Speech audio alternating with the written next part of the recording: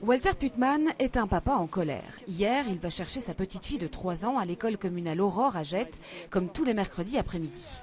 Sauf qu'hier, l'école est en niveau 4 et du coup, c'est différent. Je me suis présenté à 14h30 à l'école de ma fille. Un membre du personnel a vu que j'essayais de rentrer dans l'école pour aller la chercher comme à l'habitude.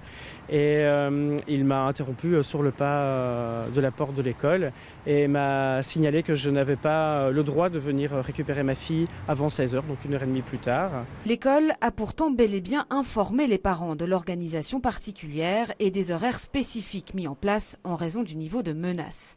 Rien n'y fait, l'homme accuse les autorités scolaires, ni plus ni moins, de séquestration.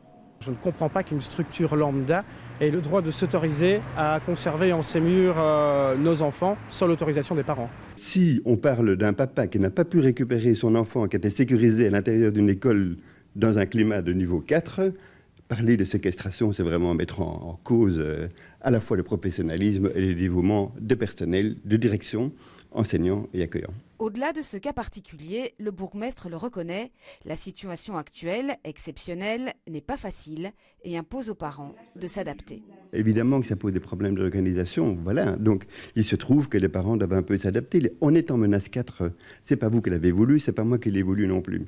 On passe un certain nombre de messages visant à la fois inquiéter les parents, en mettant tout au niveau 4, et en même temps essayer de les rassurer en prenant des mesures. Voilà, donc on a pris des mesures, je les assume pleinement. Mais il conclut, la commune compte plusieurs milliers d'élèves et jusqu'ici, aucun parent ne s'est plaint des mesures mises en place.